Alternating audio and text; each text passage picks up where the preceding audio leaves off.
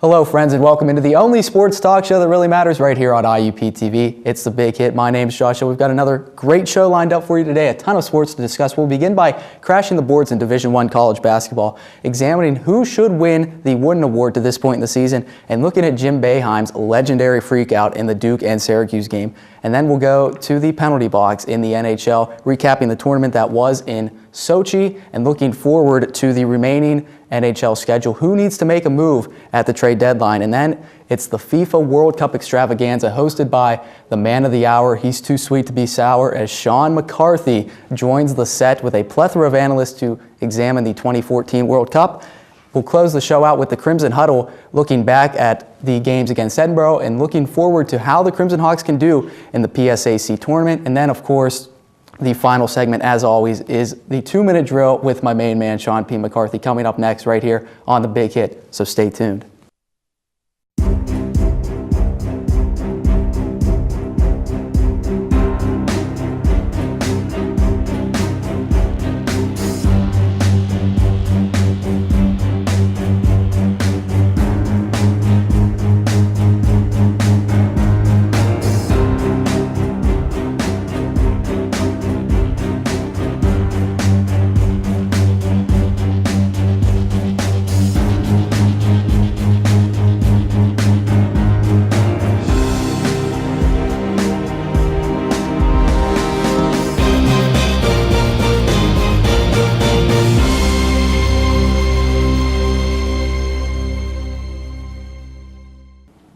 And welcome into the show. It's The Big Hit right here on IUP. Thank you so much for spending some time with us here as we talk some sports. We're going to begin by crashing the boards, of course, in Division I college basketball. Joining us for that, it's Will Gaucher and Anthony Shear. Guys, let's jump right in. What a weekend it was in college basketball. The new rankings came out. Of course, Florida sitting atop the polls for the first time since 2006, the 2007 season.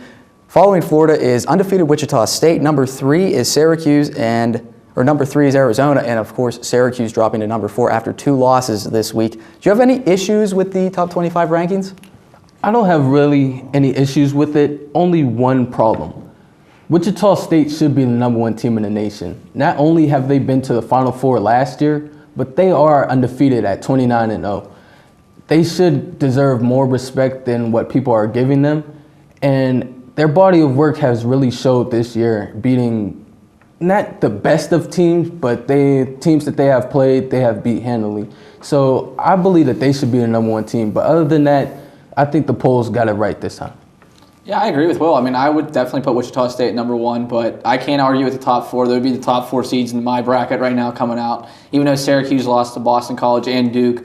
Boston College is an underachieving team, but Duke is definitely a top 10 team in this country. So going on the road, and we're going to talk about that, how that game finished. But overall, I do think that the top 4 seeds are right. Arizona has struggled a little bit, but I think they're going to regroup in time for the tournament.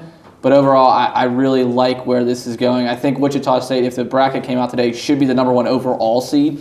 You can't knock a team for being undefeated. It doesn't matter who they play. They're undefeated in a mid-major conference. You've beaten teams that were good. They're going to be in the tournament. They should be the number 1 seed if they go in undefeated. If not, then it should be Florida. Yeah, and looking at Wichita State, they have about a 90-some% chance to finish the season undefeated. The only real issue I have is number 12, Virginia, 5 losses. Duke is ahead of them with 6 losses in the same conference, where Virginia is ahead of Duke, so that's really the only issue. But getting to the closing portion of this college basketball season, we can finally start to talk about the Wooden Award, college basketball's best player. As it stands right now, who would be your top 3 finalists for the Wooden Award? Definitely would be Doug McDermott. He has been an incredible player since his sophomore year. This year, his senior year, he's averaging about 26 points a game. He's having an incredible season. Jabari Parker, he would be number 2.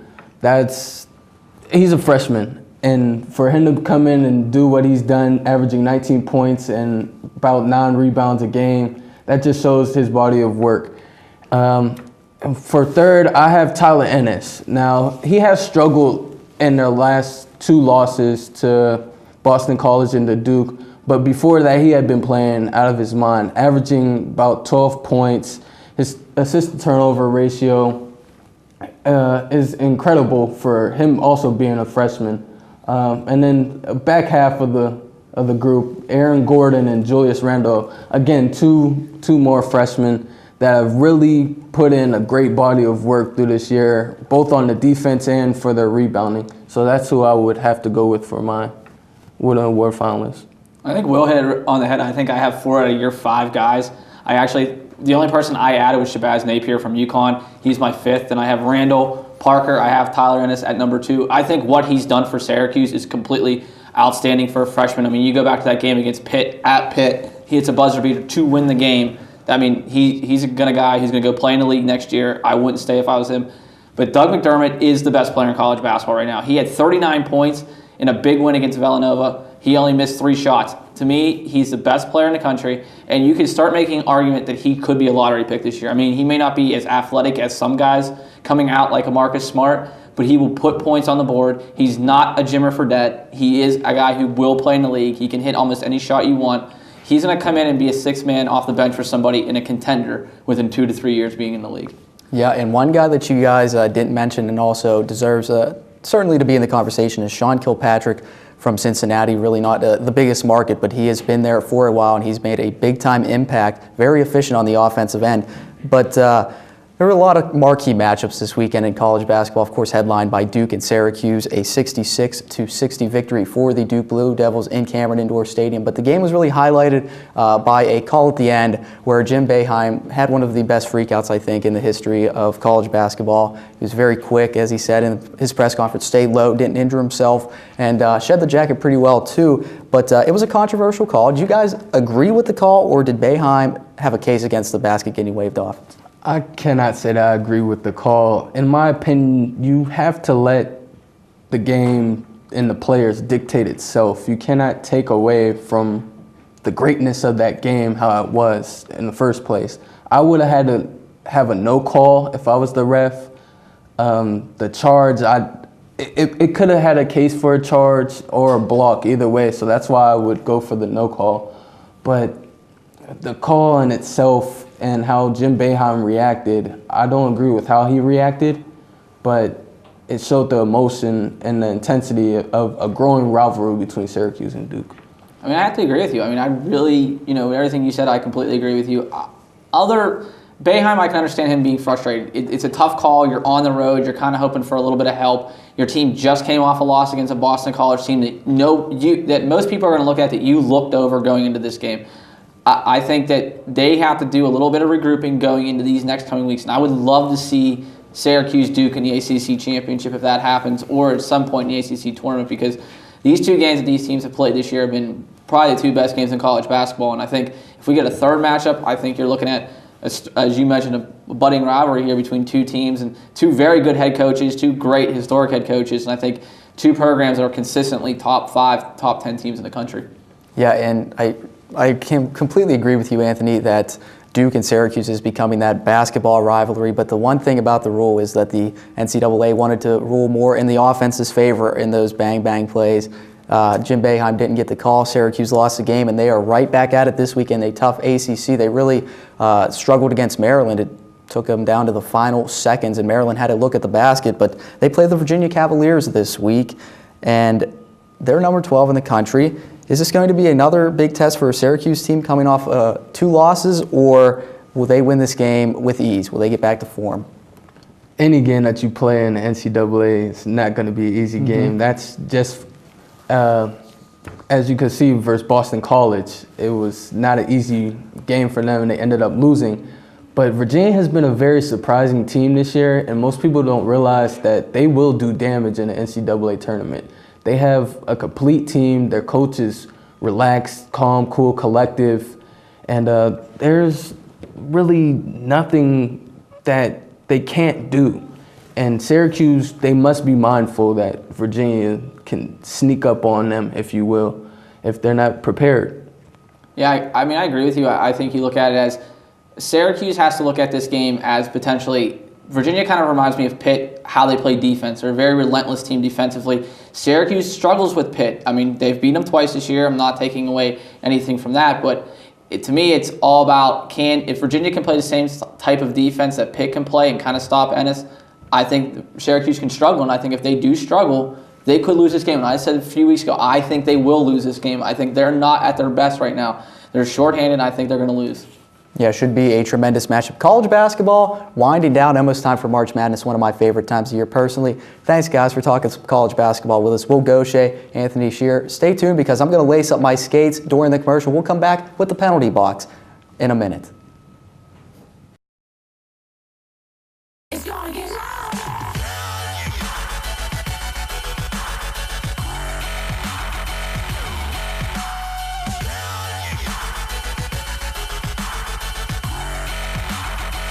It's gonna get louder.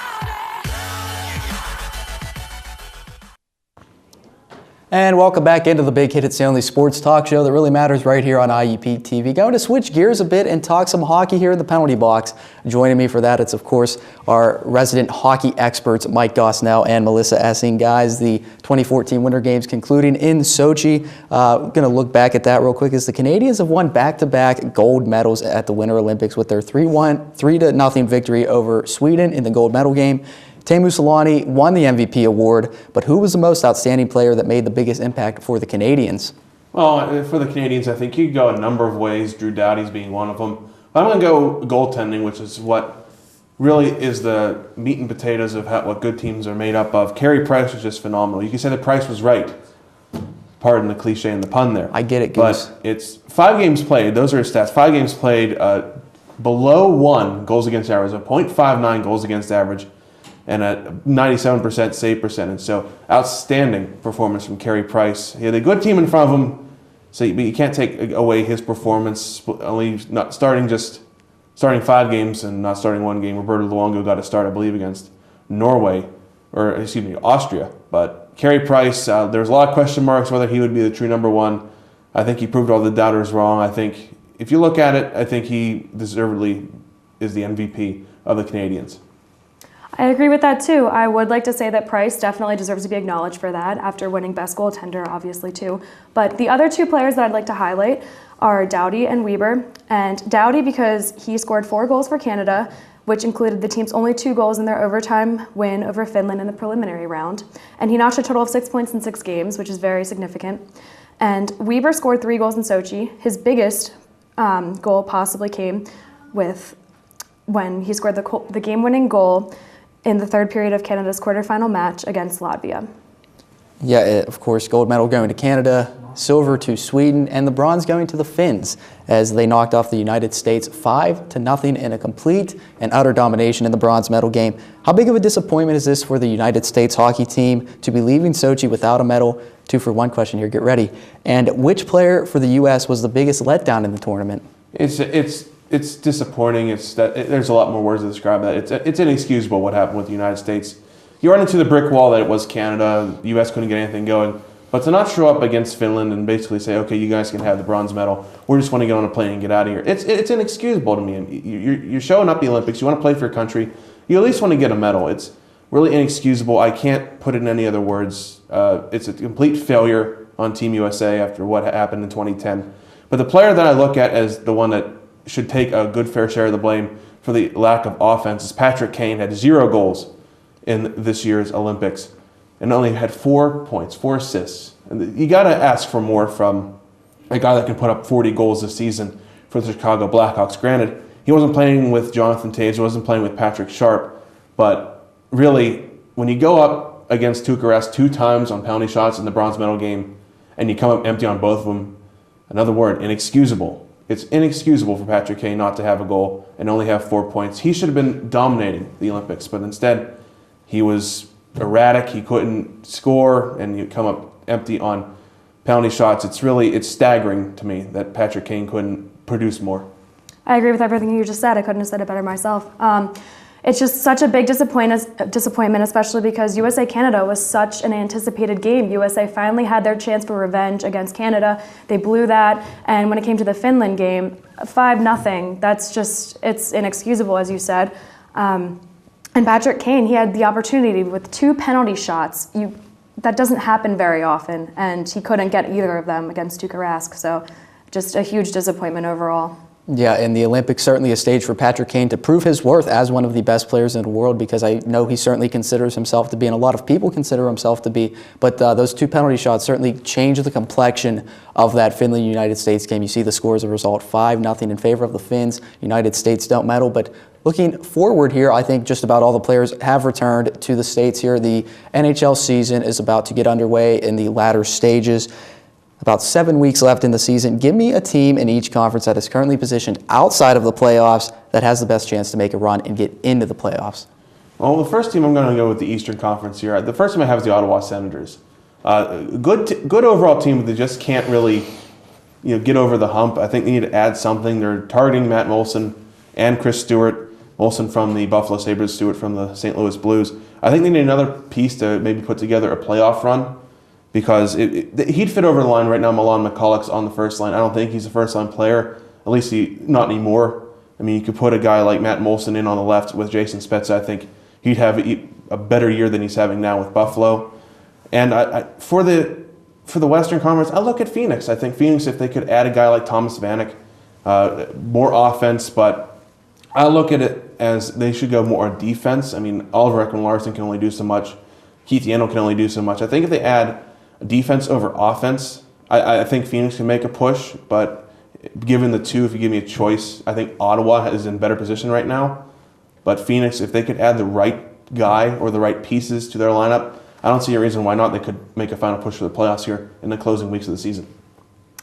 Okay, I'm going to have to say for the East, the Capitals. The Capitals have many obstacles to face before they can even consider being in a postseason position. But I think that after the Olympic break, they're quite capable of securing a spot. And they've been in this situation before where they needed to play well the remaining half of the season, and I think they can do it. And for the West, I'm going to have to go with the Canucks. They were in an awful win drought prior to the Olympic break, and instead of having a guaranteed spot in this postseason like they normally would in past years, they really have to fight, and the playoffs basically start this Wednesday for them. And I think that's how they're going to be treating it, and that's how it's going to be for them. Yeah, certainly. And we've got another 2-for-1 little package here for you as the trade deadline is fast approaching. Which team needs to make a trade in order to make a deep postseason run, and what potential trade options do you think that they could make? I think the team that I look at, and I think the team that practically everybody's looking at, is St. Louis Blues. I think they need to add, whether it be goaltending or whether it be an offensive guy, maybe a gritty guy. And I think their long-term option right now is not Ryan Miller. I think it's a guy like Ryan Callahan of the New York Rangers. I think if he goes to St. Louis and he's paired with guys like Jaden Schwartz, Vladimir Tarasenko, Alexander Steen, Berglund, those type of guys, I think he fits in perfectly with the St. Louis Blues. Not saying Ryan Miller wouldn't fit in, but I don't think you should. If it's not broke, you don't have to fix it. I mean, Yaroslav Halak and Brian Elliott, a formidable 1-2 punch in net. I don't see why the St. Louis Blues would break that up, given, okay, Miller's a good goalie. He can be the best in the world at sometimes, but it hasn't been looking like that lately. But if they get a guy like Ryan Callahan who can fit a second line, third line, or even a first line, he's very versatile as a right winger. If they get rid of Chris Stewart, send him to New York, bring in Ryan Callahan, that's a dangerous team. And I think that's a team really that if they get Ryan Callahan, look out. I think it's almost not guaranteed, but they're going to be fighting for a Stanley Cup spot. All right. I think that with the Islanders missing John Tavares for the rest of the season, they're going to be looking to move Thomas Vanek, who will be one of the most coveted players on the trade market. And he recently rejected a contract extension with the Islanders. So a lot of teams are looking at him right now. And I think a big team to look at for this upcoming deadline is going to be the Penguins, because they are missing Pascal Dupuis. He is a very crucial part to the team. And I think that they could possibly find a substitute for the time being with Tavares. And also with Paul Martin being out, they're just missing important parts of their team right now. So I think Pittsburgh's going to be the team to look at for this. Yeah, this trade deadline, I think more so than other years, have a lot of big-time names that are on the market. You said guys like Ryan Miller, Ryan Callahan, Mike Camilleri, Thomas Vanek, the list goes on and on. But that's all the time we have here for our NHL segment. In the penalty box, Mike Gosnell, Melissa Essing. Coming up next should be a tremendous roundtable as Dan Wallace, Darla Owens, and Mark McKenna have the FIFA World Cup extravaganza. Stay tuned. Today I'm going to talk about Patty. Patty's best characteristics, she's stupid. Stupid and ugly. Everything she does is ugly. Watch her eat. Watch her stuff her face. Look at her. Greasy hair, dirty fingernails. It makes me want to vomit. Get a life, Patty. Thank you.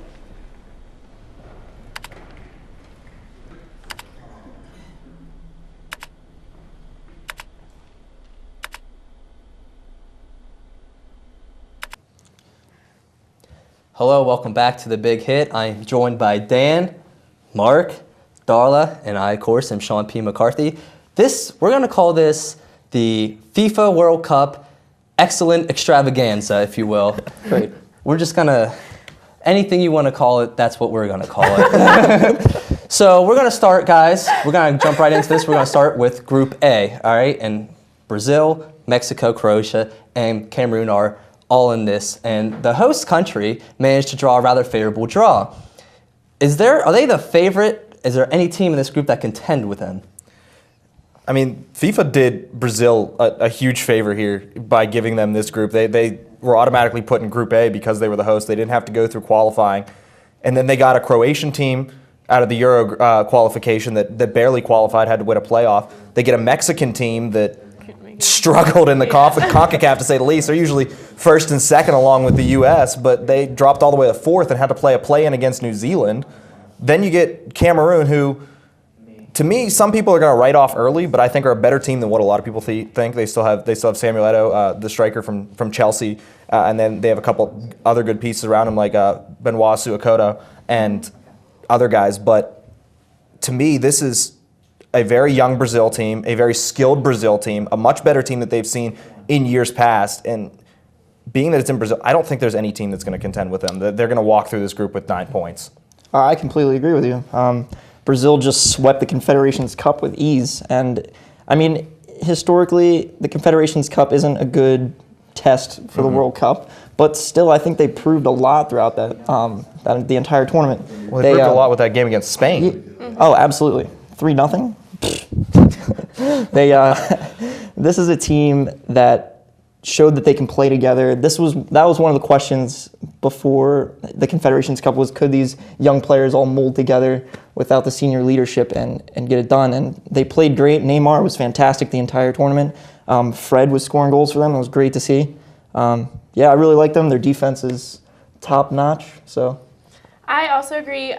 Brazil is trying to win their sixth. I mean, this is the second time they've had it at home. 1950, they end up losing. They want it. They want it bad. And this is going to be their statement. Start off strong. They really want to do it because they also had a lot of struggles. The Brazil as a country had a lot of struggles with the whole World Cup being there. I mean, they had protests. They just had construction problems. Now the Brazil team wants to come out here and be like, this is why we're here. This is why we want it in our country. This is what we can do. We're the best. So I think this is really going to be their statement. And I don't think anybody in this group is even a contender against them. They're just going to come out strong, and they're going to annihilate about everybody.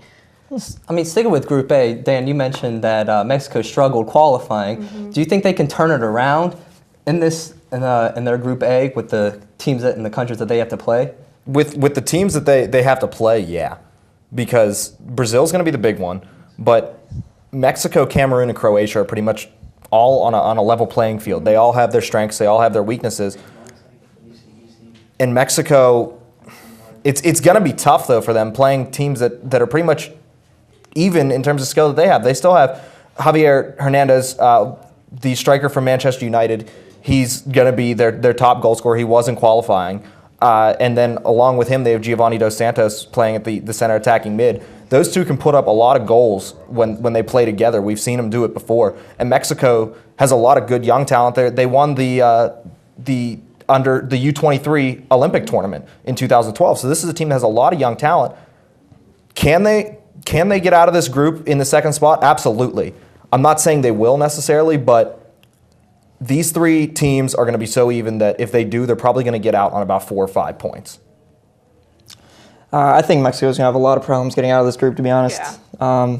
You look at the trouble they had in CONCACAF, that's an easier division of the world, and it's not going to translate to the World Cup.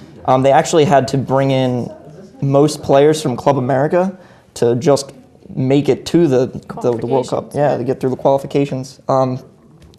that's going to prove to be a big problem with them leading into this. I don't think they're playing together, and I see Croatia coming out of this group at second. They're a strong team. Luka Modric, Mario Mandzukic. I think I just butchered that name, but Illich. I don't know. They're great. They just are. I think you're talking about Ivica Olic. Olic. There you go. Exactly. But see, I also think Mexico is going to have a lot of trouble. They're kind of the mysterious team right now because they had to get a new coach. They basically got an entire new team. Nobody really knows who's going to start. Nobody knows really about anything about this team. You go, and I think it's going to be a flip. I think it's going to be a flip of a coin between Croatia and Mexico. But I think the winner is going to be Croatia because they have the midfield. It's a battle of midfield right now, and I think Croatia can win it. And I think they'll, come out second opposed to Mexico and Cameroon. And like I said before, I think we're doing the same thing as everybody else is, and we're counting Cameroon out right away. Yeah. And Cameroon's a team that's World Cup tested. They have a lot of guys coming back that are veterans to the World Cup stage. For me, their only real threat is Samuel Eto'o at striker, and he's 32 years old. I mean, Mourinho on Chelsea for his club isn't even very he's still confident. one of the fastest players in the world. True. It's just, can that translate to like points for them in the World Cup? That's the big question, and I personally don't think it can. But you know, if he can put goals in the net, anything can happen. So. I'm in agreement, yeah. All right, very interesting. Let's move on to Group B. That has Spain, Netherlands, Chile, and Australia in it. And this group would feature a rematch of the 2010 World Cup final between Spain and the Netherlands. But there is another very good team in this group in Chile. Well, a Spanish team that has dominated world football for almost the last, I don't know, what, decade. Yeah. Would they win this group, or will they have a challenge to deal with from the Netherlands and Chile?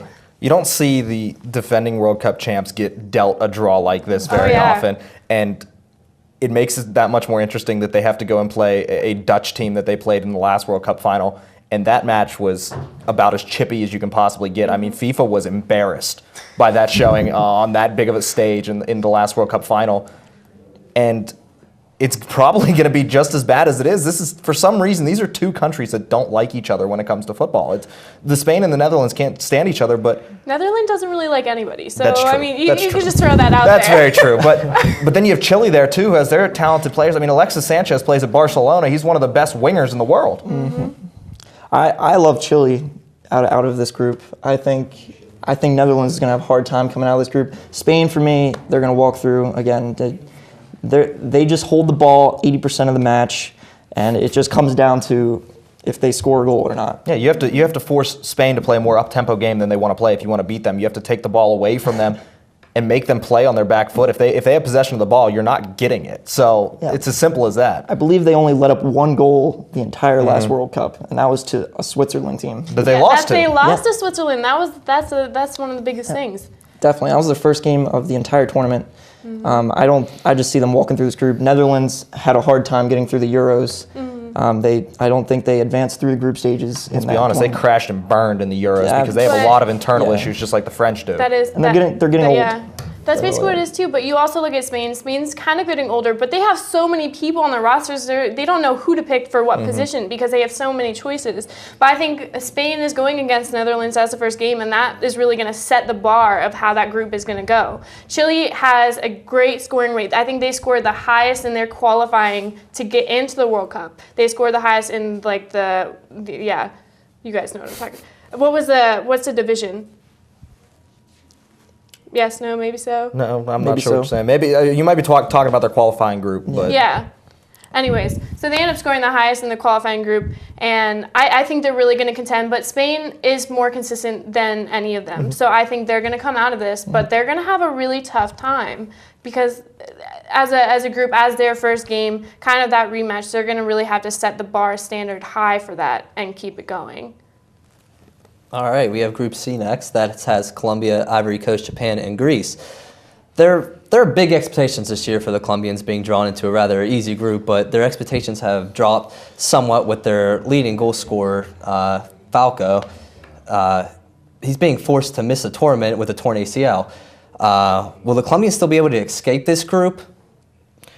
Well, it's kind of like every other group we've seen. Oh, it's been easy, it's been hard, it's been easy, and it's going to kind of keep that trend as it's going, but if Falcao does miss this, that's a huge knock for the Colombians. They have some other really, really good players in James Rodriguez and Freddy Guarín, too, to play in that midfield. But Falcao's one of the best goal scorers in the entire world at this point playing at Monaco. And if he does have to miss, which me and Mark were talking about this before we came on, the Colombian doctor says about 55% chance he'll actually play, while the Monaco doctor's saying it's an extremely slim to none chance that he will. If he has to miss, I don't see any way the Colombians are going to get enough goal scoring to be able to get out of this group. Now for me, I'm going to have to disagree with you. I think that they have a lot of depth throughout the entire team. They have a capable striker in Barbo coming. He's probably going to start in place of Falcao. They have a very formidable midfield and defense, Zapata and Armero at left back. I think that looking into this group, that they are the most skilled still. They got a pretty easy draw, in my opinion. I don't think Greece, Japan, or Ivory Coast. I don't think that they're going to be able to compete with that. Ivory Coast, for me, is the only other team that's very competitive in this group. I think Drogba's too old. It's just a lot of speed and size. It's not really a soccer team to me. I don't even think they're the best team in Africa, let alone that. Well, then you also have to imagine Colombia is still ranked in the top 5, FIFA's top 5. So take away one of their players, they're still going to be ranked in at least the top 10. So getting out of this group, I still don't see, I don't think they're going to have a problem. I mean, they really have no one to contend against, as you said. I even think it's going to be hard to kind of pick a second one out of this group, maybe even Greece, but it's still going to be like a slim between everybody. But I think Colombia is still the top-notch one out of it. I'll say this, if they don't get out of this group, they may have a worse situation than what they had after the '94 World Cup in the U.S. on that own goal, playing on South American soil this time. So better watch out for the riots if Colombia doesn't get out of this one. Colombia and Brazil are always the ones to watch out for. So I think Falcao's loss is really going to hurt them in the future. If they're looking to make a splash in the tournament, it's going to be rough. Well, you also have to imagine ACL is not an easy to come back from injury. So you imagine even if he comes back, if it's a 50% chance, that's like 50% is not even one to go with. It's not something you even risk. I just don't see it going well. So. All right, pretty good, guys. We're going to move on to Group D, of course, now with Italy, Uruguay, England, and Costa Rica. In the last few World Cups, the English have fallen well short of what was expected of them. And coming into this tournament, it's time they have drawn, a very challenging group with Italy and Uruguay. Now, is this going to be more disappointment for the English, or do you think they can pull one out? Well, let's take a look at it this way. Last World Cup, they finished second in their group, and the teams that they had were the U.S., Slovenia, and Algeria. They now have the Uruguayans and the Italians in their group. That sounds like a lot of problems to me. There's a lot of argument over which group really is the worst group to be drawn into. This one very well may be it. Italy and Uruguay are both still in top 10, sitting 6 and 7 in the FIFA rankings. Uruguay at 6, Italy at 7. The question marks I have with Uruguay are their defense. Their striking is phenomenal with Cavani and Suarez. Italy's a very well-rounded team. I think they are one of the most well-rounded teams in the entire tournament. England has had their issues over the past years. It's going to be really hard for them to get out of this group. But if they play to their strengths, if they let Wayne Rooney be Wayne Rooney, they have a very good chance of getting out of it, in my opinion. But it's going to be real tough. I disagree. I don't think England's going to be able to get out of this. I know that you had said that Uruguay's defense is not that good, but you have to imagine their midfield and their defense have been playing together since 2007. And they know how they're a little bit slower, they're not as fast as everybody, but they're going with like a shield attack that I don't think England can get through. I don't think England will be able to score. I know Wayne Rooney is really good, but I don't think they'll be able to get through it. And Mark's giving funny faces. What? Well, this is, to me, the most competitive group. It's tough seeing England coming out of this, I agree. Their team is just, they have never played well. In my time, I've never seen them play great in international play. They're bringing up young talents like Townsend at right wing, trying him in there. Lallana's a new start at left wing. Wayne Rooney he's inconsistent to me. It's what Wayne Rooney you're going to get. Well, he's never played as well for his country as he has for his club ever in his life. Gerrard and Lampard are both getting old. Gerrard normally plays great in international play. Lampard, how much does he have left in the tank? They're switching things up at defense. I don't see any solid signs that this team can get out of the group. And Uruguay and Italy are both proven teams. Last World Cup, they both played great. Italy actually made it to the final in the last Euros. Lost to Spain. Again. Everybody loses to Spain. Yep. It's a trending theme. All right, let's move on to Group E, and that has France, Switzerland, Ecuador, and Honduras. For a team that barely qualified for the World Cup, France could not have asked for an easier draw. I mean, will this draw allow the French team to finally go deep, or do you think that this easy group would leave them a little unprepared? Wow, could anybody have given the French team more of a gift? A team that is so internally, I don't even know the word to use. They just have no internal structure. No. I think that they have nothing. It's been a coaching carousel. It's kind of like their country. Their country won't even stand up and do their national anthem, will not sing it. That's basically the definition of their team. But it's amazing for how much talent that team actually has, how just bad they fail on the world stage. They just can't connect. There's no connection between them. Again, there's no structure to connect them. But there's not even much to say about this group because with the teams that they got, France should walk right through it. But you also have Switzerland, and don't mistake Switzerland, because Switzerland is actually, even though it's a neutral one and it's kind of silent, it's actually really good. Mm-hmm. So I mean, you can't just say France has it that easy. Switzerland's still in there. I think France will go second, but I think Switzerland will go first. I see France getting through this just on the talent they have. I can't believe they even got in the tournament. By the hairs of their chins. Barely got. Switzerland's been playing great, but do they have the talented players to keep up with Ribéry and Nasri, Benzema? Just the talent of France should get them through this group alone. I have major issues with them moving forward in this tournament, but as far as this group goes, they're definitely getting one or two. And they have one of the best goaltenders in the world too, in Hugo Lloris St. too. Lloris? In the back, yeah, that's pretty much. So he's better save him this time.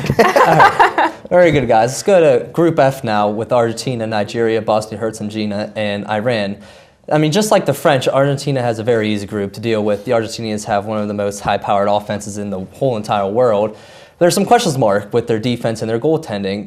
Do you think they can make a deep run, or is their goaltending and defense going to be their downfall? Well, if they're ever going to make a deep run in the tournament, it better be this year, being on South American soil. There has never been a team outside of South America to win a World Cup on South American soil, and they're getting Nigeria, Bosnia-Herzegovina, and Iran. One of the best teams in the world. They're ranked 2 in the FIFA rankings right now, and you're going to give them that easy of a test? There's one player that I can think of out of the other 3 teams combined that's going to be a threat, and that's Edin Dzeko for Bosnia-Herzegovina, and that's it. Yeah, There's really nobody else for anybody. Nigeria is not the team they used to be. The Eagles used to be a really good squad. Back in 2006, they made a run in Germany, and Iran is just, well, Iran. Yeah. I can't even name a player in Iran, to be honest. I can't either. Probably because that we one can't guy. pronounce them either. Oh, yeah. Come on now. Come on, that goalie they have. It's amazing how they did these groups. Argentina gets this easy draw. Other groups are just, there's 3 groups of death in this entire Essentially, tournament. there's no easy. Unbelievable. There's 4 or 5 groups where you're not going to have an easy sailing. Argentina is a rough team to pick moving all the way forward in the tournament. I like to look forward after the group stages. They're going to get through this group, no doubt about it. Their goal production is going to be there. I don't see a defense that can even stand with them. I don't think it matters about their defense and goaltending as of now. And I'm pretty impressed with what they're doing on defense. They have Mascherano, Gary, Zabaleta. These are all very good pros and very proven players. I see them actually doing very well in this tournament. And there's only one name you need to say, Lionel Messi. Lionel That's Messi. it. You can just stop it there. Basically. I mean, that's basically what it is. I mean, you can't... At the end of the day, the soccer games always come down to who can score the most. And that's really what it is. If you have that attacking forward positions, if you have that, you can go through it. And I think that's what is going to save them and get them through it. So... That's interesting that you said, Mark, groups of death, because this next group right here, Group G, is like what you just said. It has Germany, Portugal, Ghana, and the United States of America. I mean, just with the Dr. Word, a group of death for the United States. Germany being one of the best teams in the world. Portugal has one of the best players in the world, Cristiano Ronaldo. And Ghana, who knocked out the USA in 2010 World Cup. Do you think the USA can somehow pull out of this group, or do you think that this road is just way too hard for them? Oh, man. This is going to be the most bruising group that they could possibly ask for. They have to go through the team first that knocked them out of the World Cup last time in 2010 in Ghana. And then it just gets tougher from there, because then you have to go to Portugal, and you have to play Portugal, and then following that you get the Germans. In my opinion, the German team that at this point is the best team in the world. Mm-hmm. For the U.S. to get out of this, they have to play nearly flawless. They got to go out and they got to get 3 points against Ghana. They have to bare minimum get at least 1 point against Portugal and hope that they get a little luck after that, because I think the only way I can really see the U.S. getting out of it in second place is on goal differential with 4 points. You know what's interesting when I look at this group? First of all, it's very sad that the U.S. ended up with this group. Yes. We'll all agree on that. But it's whoever Germany doesn't beat up on. The U.S. definitely has to beat Ghana, a team that they have historically had problems with. They've lost their last 2 matches against them. Cristiano Ronaldo is always a tall order. Doesn't matter. And Portugal, they're coming into this tournament hot off of that win against Sweden.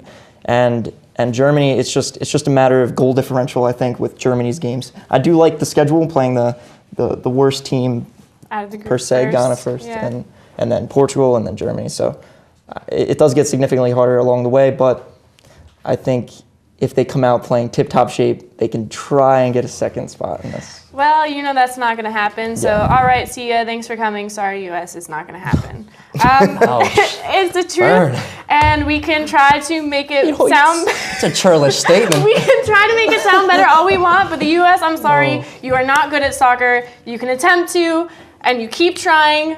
It's something 14th in the world now. I mean, I've seen Dan Wallace play on the soccer to field. win the World Cup, though. Let's be honest. Even get out of this group. Well, let's say this: they're no longer trying to win the World Cup with this group. They're just trying to stay alive, not be embarrassed. U.S. just got Coach Jurgen Klinsmann, German coach. He was just talking about it with what? the other German coach, and they were talking about it and talking about how they're not talking anymore because of the World Cup. But. All right, guys, real quick. We'll go to Group H, all right? Real quick now. We have Belgium, Russia, South Korea, and Algeria in this. And coming off a very strong qualified performance are the Belgians. They have to make up a team that has a chance to do some damage in this tournament. And like the Brazilians, they're one of the youngest teams. Do you think that youth will help them, or will it be their downfall in this tournament? I'm going to catch a lot of flack from you for this, Mark, and you know it, because you know that I love this Belgian team. Yes. I think they are one of the most skilled teams in this tournament. They're a team that is going to barely put any players on the pitch that are above the age of 24. And you can't beat their waffles. You just had to get that in somewhere, didn't you? I was waiting for it. They have an okay draw for them. I mean, to have to play Algeria and South Korea, that's relatively easy. The Russians are going to be the main one that they have to watch out for. Russia has some talented players in the form of Alexander Kerzhakov. At the top of that, they're still going to have I'm not going to say most likely, but Igor Akifeev at the back in the net. He's a very good goalkeeper in his own right. So the Russians have a good team, but the Belgians are going to get through this with relative ease to me. They just have too much skill and too much talent. And the youth, man, the youth is just straight speed with them. Mark, you're waiting for it. I am waiting for this because, you know what? I do love the talent that Belgium has. It's young, it's exciting, and they're a great team altogether. They get an easy group, I think, for the most part. Belgium, for Russia for that matter, they're a team that plays together. They're going to be tough to beat for them, I do think. I do think it's going to be Russia and Belgium coming out of this group 1-2, 2-1, whatever. But going forward, I do not trust Belgian strikers. You're going to argue with me on this. Romelu Lukaku has not proven himself to me. Christian Benteke has been very good at Aston Villa this year. Nothing that just nothing jumping out at me though. here. They don't have a team of goal scorers. They have Eden Hazard. That's as simple as it needs to be. It's not. He doesn't score goals. He facilitates goals. I don't think Lukaku and Benteke are going to get it done for them up top. Darryl, how do you see this group shaping out? I think Belgium they'll lose against the Russians. I think they'll still get second, but they'll lose against the Russians. But I think they won't go further down the wall. But I did like what you also said, that they will be a good contender for the next World Cup once they get more experience. But as of this will be a good try for them. All right, thank you very much, guys. We're going to take a short commercial break, and when we come back, we're going to have Dan and Mark's more in-depth expert analysis for this FIFA World Cup. Stay tuned. And welcome back, folks, into the big hit right before the break. We talked about the group stage of the World Cup, and now, Mark, it's time to unveil our brackets. So why don't we start with your picks of who's getting through the group rounds? Sounds good to me. Well, looking at this, I picked mainly the higher seed in every matchup. Teams that I left out are Greece And the U.S., unfortunately, I don't think that they have what it takes to get out of this group in the end. Let's see, we have Brazil, Netherlands coming out of that Group B. I do like Chile coming out of the group, but Netherlands, the amount of talent they have is just going to overpower what Chile has to offer. I think they do end up getting out of that group. I think Colombia, even with losing Falcao, ends up getting out of that group as well. And it looks to me like that's about it. And for my bracket, it's close to the same as yours, Mark. The only differences I really have, I have the Mexicans getting out of Group A instead of the Croatians.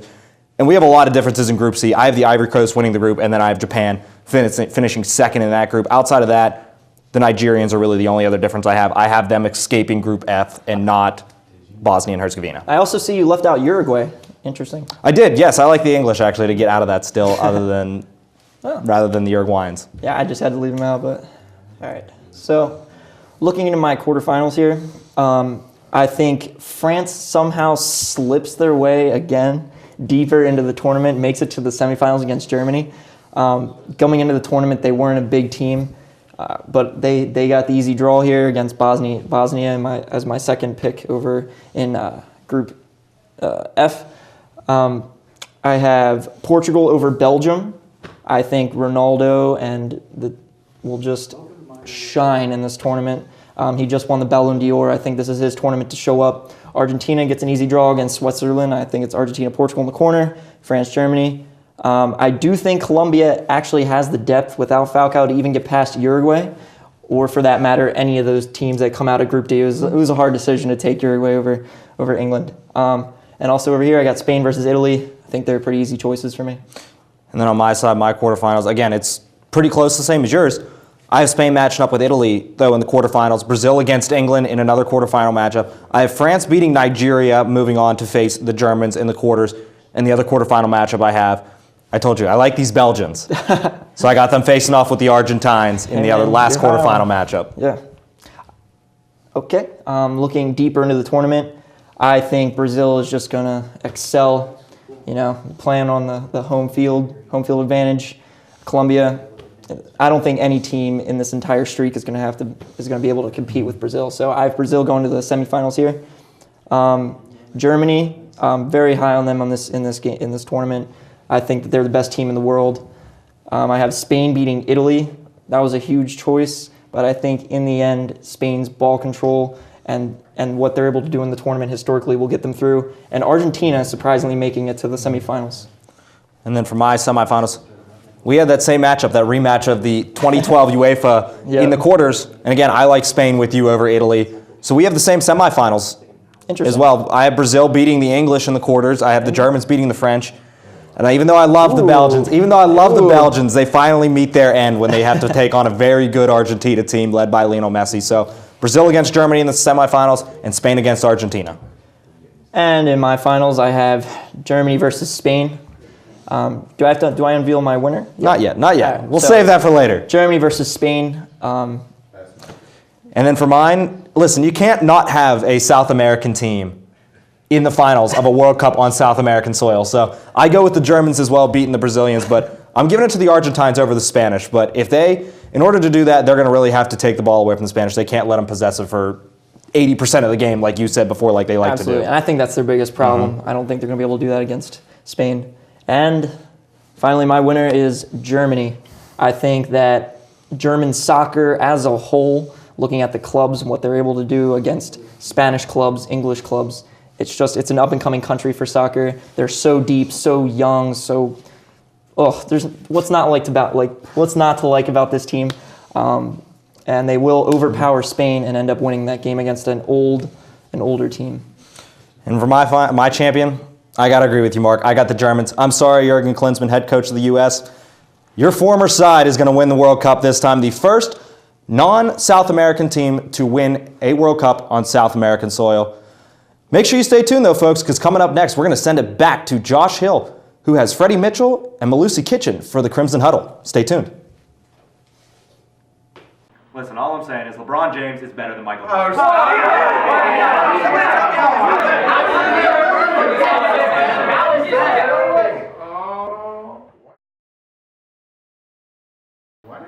get so quiet?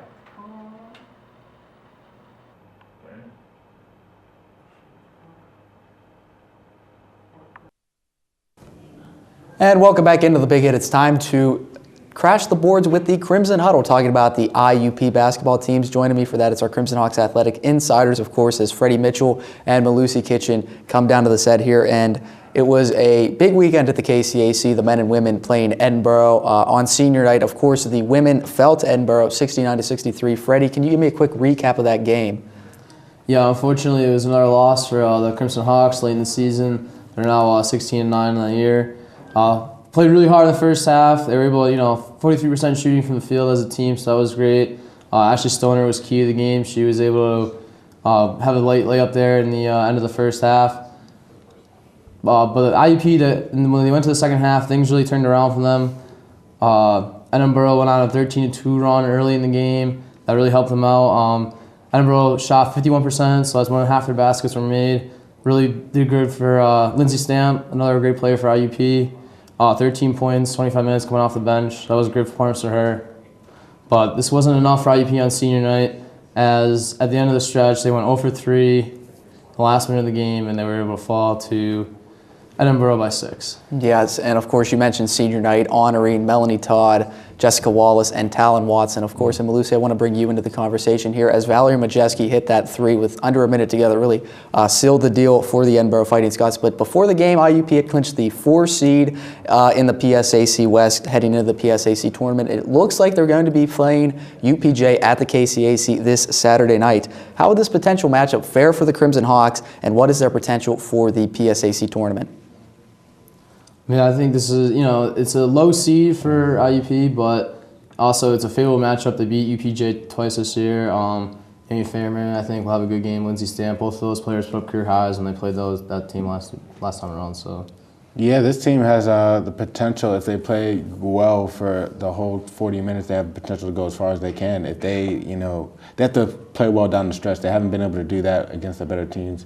They stuck with them throughout the game, but later down the stretch when the final minutes count, they haven't been able to come away with the win. So if they play well down the stretch in the last 2 minutes, I think they can really surprise some people. Yeah, I agree. That's definitely been this team's issue all season, is the last 4 minutes of the game and just closing out and finishing the deal. Yeah, there have been multiple instances where this team has led against some really good opponents. I think Gannon comes to mind. They were up by double digits against one of the top teams in the country. This team can really play with anybody. It's just about playing well down the stretch, hitting your shots, and playing defense as well. That's something that they've lacked for a long part of this season. See if they can finally rekindle that magic heading into the PSAC tournament. But looking at the men, they also played Edinburgh on senior night, and the result was a bit different as they won 78-65. Malusi, what happened in that game? Yeah, absolutely. The first half, there were 16 lead changes. There were 5 ties. The largest lead of that game was about 5 points. So nobody could really etch out their print on the game. So it was back and forth, back and forth. Edinburgh was making some difficult shots, jump shots, 15-footers to stay in the game. And then Marcel and Devontae and Matisse were making some easy layups because they had good penetration and good transition. But in the second half, IUP really started to come alive, and Marcel started to heat up from the three-point line. He was 5 for 7 from the three-point line that night. He had 27 points overall. Jesse Bosnick came in. He made 2 key defensive plays that really just upped the energy and the momentum of the game for IUP defensively, and they were able to come out with a win. So I definitely think they had a big performance tonight on senior night, especially since all the seniors and everybody played so hard. So job well done. Yeah, absolutely. And the Crimson Hawks had clinched the 2nd seed in the PSAC tournament, obviously getting a bye in the first round. Depending on how the seedings worked out, it's going to be a matchup against Mercyhurst or Slippery Rock, depending on the way things go. And Freddie, I want to bring you back in, of course. How do these matchups fare for the men's basketball team, and what is their potential going forward in the PSAC tournament? These are both pretty good matchups for IUP. They beat both teams. They beat Mercyhurst twice. Still have to play Slippery Rock one more time on their court. So we'll see how that works out for them. But I like the matchup against Mercyhurst. Last time they played, all their key players, Matisse, Marcel, Devontae, they were all in double digits during that game. They all played outstanding games. So I like that. Against Slippery Rock, it's a hard battle. Last time they played on the home floor, Matisse had to make a layup with 2.3 seconds left to win the game. So I think favorable matchup for IUP is definitely Mercyhurst. Yeah, I'd have to agree with you. A trend that we've seen calling the game is that IUP struggles with size. They're not a big physical team. They're more of a finesse team who take advantage of their opportunities when they can. And the last time they played Slippery Rock, Maurice Lewis-Briggs had a career-high 26 points against IUP down low, so they couldn't stop them, even they double-teamed them. So they definitely have a problem with size and, just confronting with those big physical men. So I definitely think Mercyhurst, a little easier for them to match up with. They can match up with their size, but they're not as big and strong as physical as Slippery Rock. Yeah, absolutely. And I think IUP is going to get all of Slippery Rock that they want. They play Slippery Rock this Wednesday, of course, at Slippery Rock. So that's going to be a tremendous matchup. Mercyhurst would certainly be the easier matchup of the two, seeing as how just looking at the scores previously for the Crimson Hawk. That's all the time we have here for the Crimson Huddle. For Freddie Mitchell and Malusi Kitchen, stay tuned because my main man, Sean P. McCarthy, will hand out his churlish Person of the Week in the 2-minute drill when we return. Here at The Big Hit, we like to be prepared because sometimes technology doesn't always work, so we do what we can. Hey, Sean, hit him up.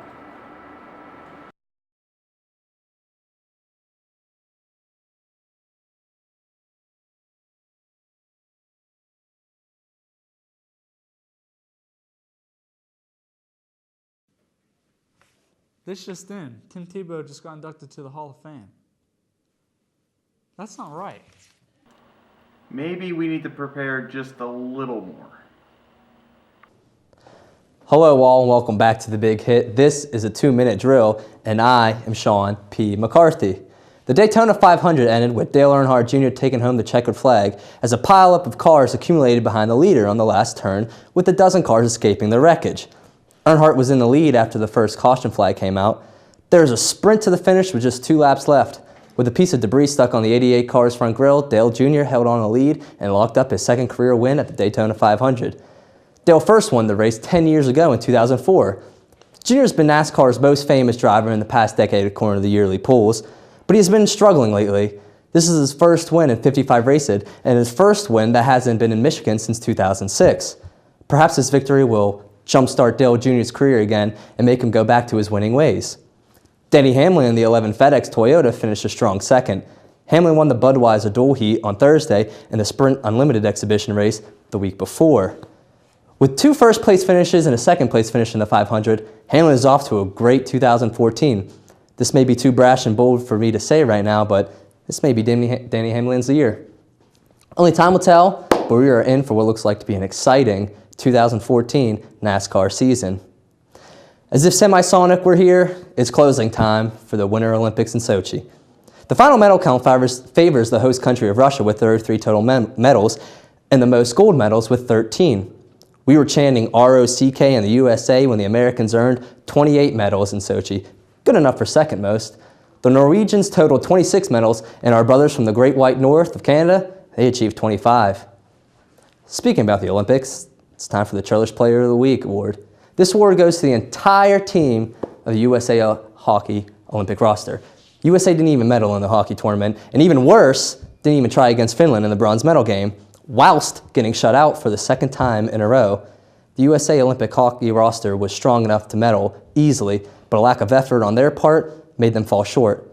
Team USA, you let us all down, and you are churlish.